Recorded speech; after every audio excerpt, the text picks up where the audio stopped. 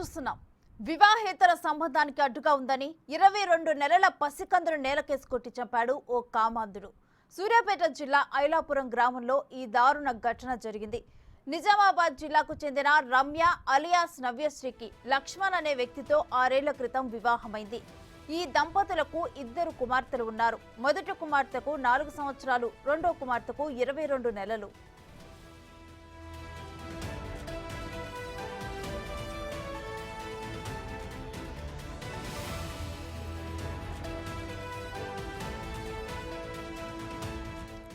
మరోవైపు నవ్యశ్రీ అదే గ్రామానికి చెందిన అరవింద్ రెడ్డి అనే వ్యక్తితో వివాహేతర సంబంధం పెట్టుకుంది.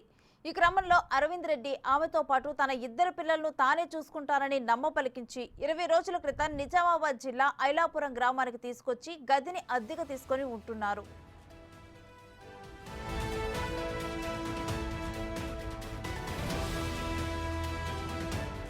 ఈ క్రమంలో ఈ నెల 11న రాత్రి సమయంలో చిన్న పాప నిద్రిస్తూ ఉండగా నవ్యశ్రీ తన పెద్ద కూతురిని తీసుకుని దుకాణానికి వెళ్ళింది. ఈ సమయంలో ఇంటికి వచ్చిన అరవింద్ రెడ్డి తమ వివాహేతర సంబంధానికి అడ్డుగా ఉందని భావించి నిద్రిస్తున్న పసికందును విచక్షణారహితంగా కొట్టి చంపాడు. అనంతరం అక్కడి నుంచి పారిపోయాడు. ఫిర్యాదు మేరకు పోలీసులు కేసు నమోదు చేసి దర్యాప్తు చేస్తున్నారు.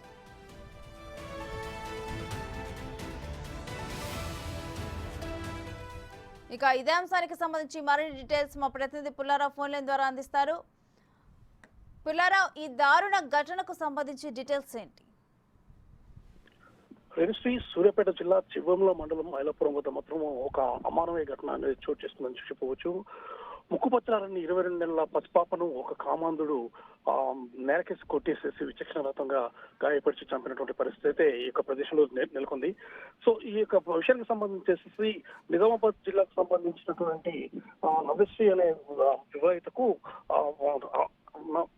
అరవింద్ రెడ్డి అని చెప్పి వ్యక్తితోటి ఇలీగల్ కాంటాక్ట్ అనేది ఏర్పడడం జరిగింది. సో ఈ విధంగా అంటే నిజామాబాద్ సంబంధించినటువంటి వ్యక్తులు ఈ మొత్తం ఈ యొక్క నవ్యశ్రీతో పాటు నవ్యశ్రీకి సంబంధించినటువంటి 2 చిన్నారులు, 4 సంవత్సరాల పాప, అదేవిధంగా 22 నెలల పాప, వీరిని తీసుకొని వచ్చేసి సూర్యాపేట జిల్లా చివ్వంల మండలం ఐలాపురం ప్రాంతానికి తీసుకొచ్చేసి ఇక్కడ ఒక గదిని అద్దెకి తీసుకొని ఇక్కడ ఉండడం జరిగింది. సో నమ్మపలకడం జరిగింది. ఎందుకంటే నీ పిల్లలతో పాటు నిన్ను చదువుతా అని చెప్పేసి నమ్మించి ఆ నవ్యశ్రీని తీసుకొని ఈ యొక్క ప్రదేశానికి వచ్చారని చెప్పి కూడా మనకు పోలీసుల్లో చెప్పినటువంటి విషయాలను బట్టి కూడా మనకు తెలియవస్తుంది. సో ఈ విధంగా వచ్చిన తర్వాత ఆ యొక్క పాప ఈ యొక్క నవ్యశ్రీకి సంబంధించిన చిన్న పాప 22 నెలల పాప అయినటువంటి ఆ పాప పూర్తి స్థాయిలో వీళ్ళకు అంటే ఈ యొక్క విషయానికి సంబంధించి అరవింద్ రెడ్డికి సంబంధించి ప్రతి విషయంలో కూడా ఇబ్బందికరంగా పరిణమించిందని చెప్పేసి అరవింద్ రెడ్డి మాత్రం తన యొక్క విచక్షణ కోల్పోయి ఆ పసికందు అనే విషయాన్ని కూడా మర్చిపోయి ఆ పాపను చాలా రకాలుగా హింసించేసి కొట్టివేసి చంపిన పరిస్థితి నెలకొందని చెప్పవచ్చు. ఇదే సమయంలో ఆ పాప తల్లి మాత్రము ఏదో షాప్ కోసం అని చెప్పి వెళ్ళిందని చెప్పి కూడా మనకు తెలియవస్తుంది. షాప్ కు ఆ తల్లి వెళ్ళిన తర్వాత ఈ పసిపాప ఒకటే ఉండడం జరిగింది. ఆ పసిపాపను వెంటనే ఇతను ఒక రకమైనటువంటి ఉన్మాదానికి గురైపోయి ఆ పాపను నెలకేసి కొట్టేసి చంపేయడం జరిగింది. అయితే ఈ విషయం అనేది శనివారం అర్ధరాత్రి జరగక ఈ విషయం అనేది తెల్లారి వరకు కూడా ఎవరికి తెలియని పరిస్థితి. ఎందుకంటే ఆ యొక్క నవ్యశ్రీ ఆ యొక్క సొంత భర్తను అదేవిధంగా అత్తగారు ఊరు పెట్టేసి ఈ యొక్క ప్రాంతానికి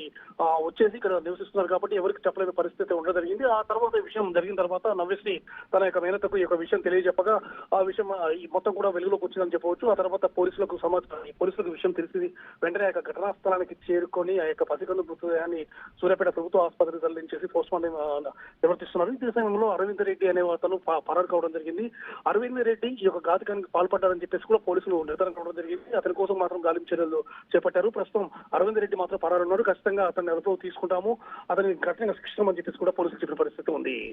రైట్, థాంక్యూ పుల్లారావు.